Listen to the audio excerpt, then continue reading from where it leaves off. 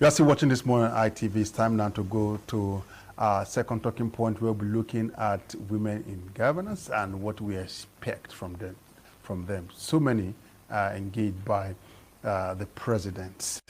You know, most time there's this saying that what a man can do, a woman can do it better. Let's see how it will be done better by them. And of course, to do this, I have with me the APC women leader for the FCT, who also doubles as the former SA to the Minister on Women Affairs. Of course, I have Hail Mary Aipo. Very good morning to you. Good morning. Welcome. Thank you. Welcome to the administration of Renewed Hope. Yeah. It's about hope renewed. Yes. So tell us about it. Yeah, renewed hope, as you likely said. In Nigeria, things must change. We are changing the narratives. You can see a few days ago, the First Lady, Senator Oluremi Tinubu, gave out scholarship to the poorest of the poor in our society. 1 million naira, people going to tertiary institution that cannot afford it. They are brainy, but they cannot afford this money. So she felt renewed hope. Hope renewed makes everybody to be at peace. And we are at peace again in Nigeria now.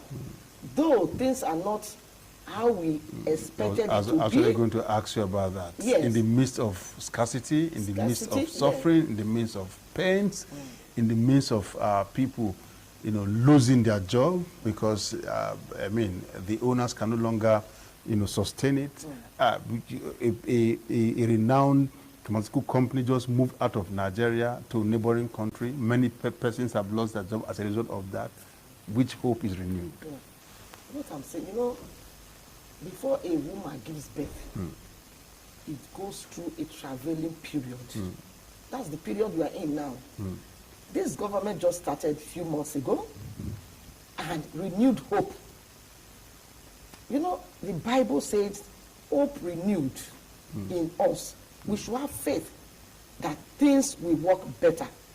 And things are going to work better. Precept upon precept. It's a gradual process. Now, what I'm saying, we are not saying people are not feeling the pain. We are feeling the pains. But the government is putting things that will make our hope to be renewed very soon.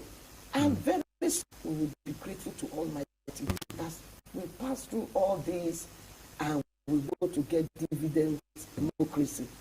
That's what I'm talking about. Before a woman gives birth, it goes through a traveling period. That's the period we are going through now. And when the baby finally comes, you see the woman smile. At the day of labor, you see her groaning, she's crying. Oh, what is going to happen to me? What is going to happen? In 5 minutes time, you see her. She's carrying her baby, and she's happy, and she's so excited. So this is my baby. And the pain will just ease off. You won't feel that pain again. That is what we are doing in Nigeria right now. That's time. Before you know it. But you know that when the woman is pregnant and throughout that period, and especially when she's in labor, you know that it is timed. And you also know that she has been given a date for that particular labor, what they call the EDD, expected date of delivery. On the 19th of September, it's your day. So she knows the pain will not last forever, you understand? But in this particular one, no one knows whether there is a pregnancy, at what month is the pregnancy, when we are going to the labor room, and when we are going to deliver. But let's leave that now. You've got some persons, you know, that the president engaged to work with him. I mean, lots of them, where the Musa, of course, the Beta Edu, the list is there. What do we expect from them? We expect them to do well, and they have started so well. These are political, intelligent, very on point women. that I know. They are not women that they just pick from nowhere. They participated, they started so well, intelligent women.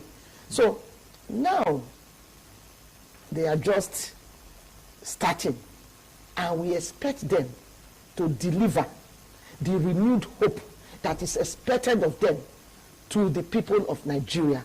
And let me tell you, these people are not just push around. These are intelligent people. They are great politicians. The president took time in selecting them. And we are grateful to the president that women participation in this time around we really know these women, and we know the stuff they are made up of. And we know with them, women are good managers, and women are very thorough.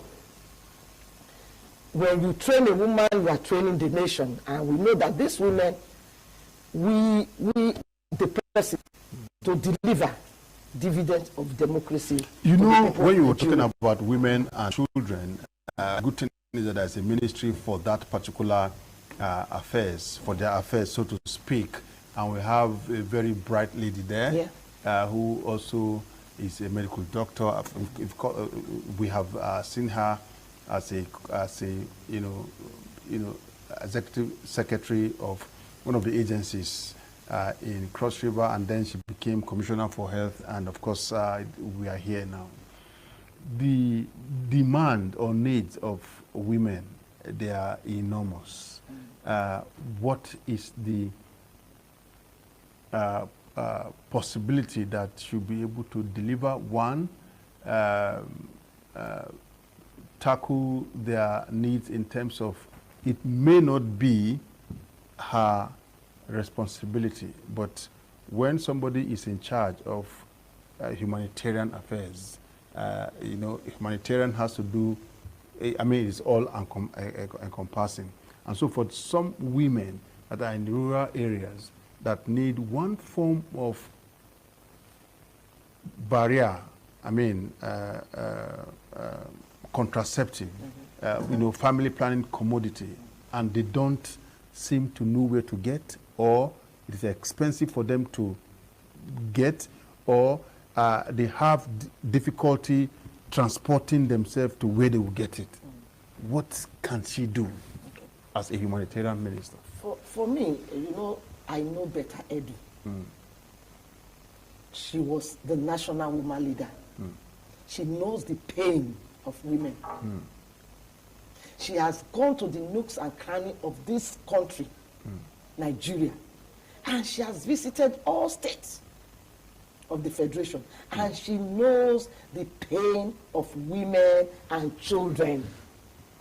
And being in the humanitarian services now is a plus for us as women, because she already knows they said, who feels it knows it all. She already knows it. She already knows how to deal with these people. And mind you, she's a medical personnel. She knows what to do to reach out to these women. And we have all this NGO under her also that she can send to the nooks and crannies of this country, Nigeria. And we also have maternity homes nearby in various states, in local government, that the grassroots women can reach out to. This is not a problem.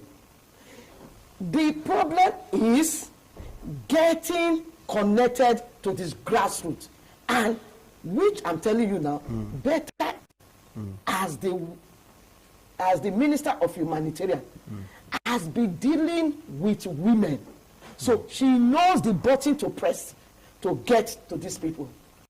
And we are so grateful. She's very intelligent. She's intelligent. She knows what to do.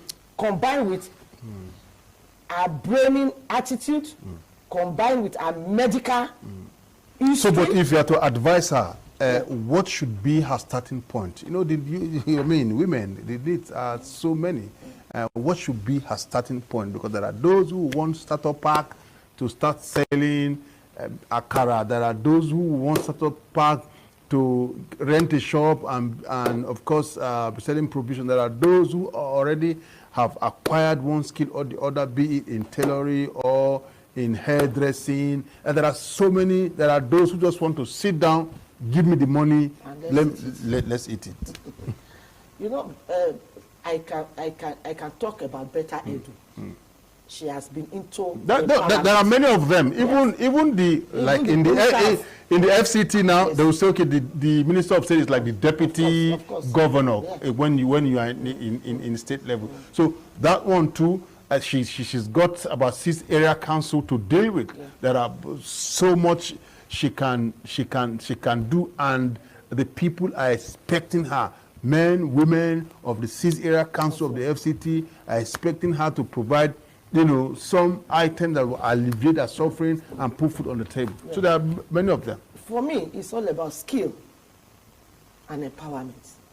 When you give a woman skill, you monitor if she's really doing it. Look, all of us cannot be in government sector. True, that's true. So what we need to do, what I expect, and I know our women are capable, and is one of their key points, is skill acquisition for our women. When you teach them, carry on from them.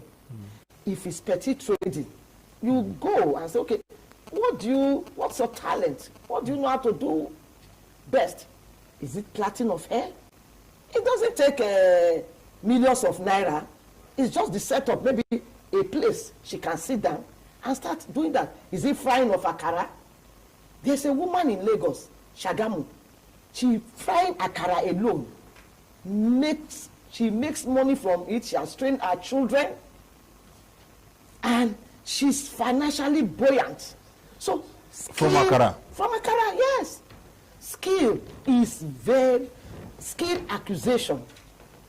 When you give them skill, maybe tailoring, then you give them what sewing machine, what they need, starter packs to start off, and get a monitoring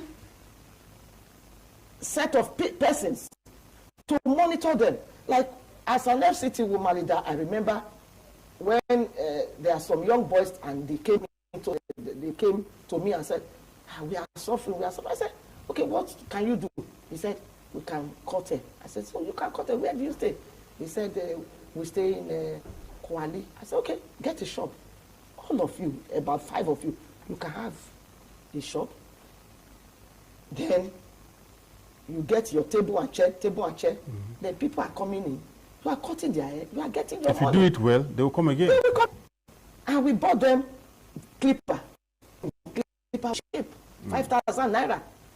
And these boys today, they have gotten established in other area council, and they are making their money. They are not relying on. They are not depending on anybody. Depending on anybody. They can make their money on their own. So this is very key. And if we sit down, it's all about planning. Okay, women from this area council, we're going to do skill. Okay, let's teach them catering services. And when we finish, we say, okay, get this oven, get this, and start your small restaurant. Not necessarily baking of cake. It can be cooking of food. It's a talent. And a lot of people eat every day. It can be mama put in your own little you don't need to make much money. 10,000 naira, 20,000 naira, you can set up. And that's what you need.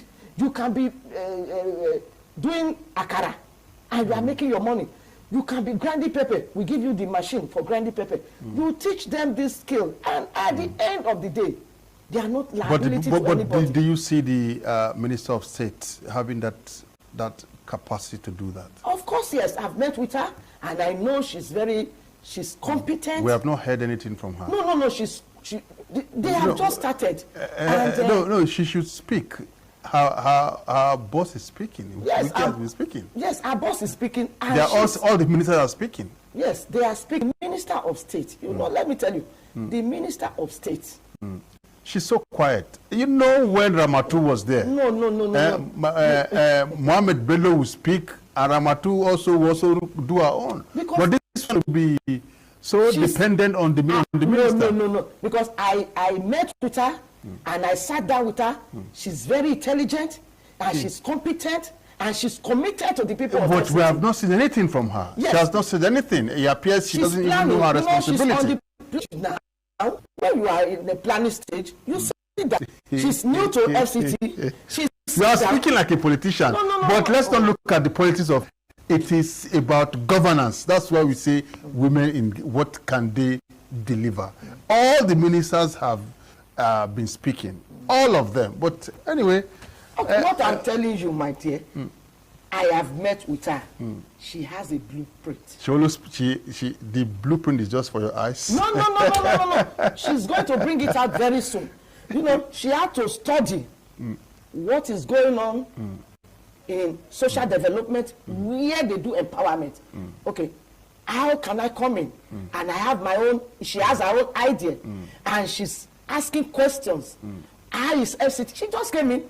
She has to go around the Area Council, which is doing, and she's going around the area council. It's the same thing with all the ministers. Before they were even sworn in, they were giving portfolios, and most of them took out time to study the ministry, and you see them firing from both cylinders. I must thank you for your time with us on the program. You're holding brief for the Minister of State for FCT. All right. I know she's doing no, she's too quiet. She's too quiet. Let us know what she wants to do for the area council. That's our area of course, responsibility. Let's know what she has for them. There are so many issues going on in the 6th area council of the FCT. She appears to be too quiet. You can't be quiet for too long. She's not quiet. I will thank you so much for your time with us. Of course, she's the APC women leader here in the FCT, and she was the former SA to the Minister of FCT on Women Affairs. I must thank you so much, Hail Mary Ipo, for your time with us.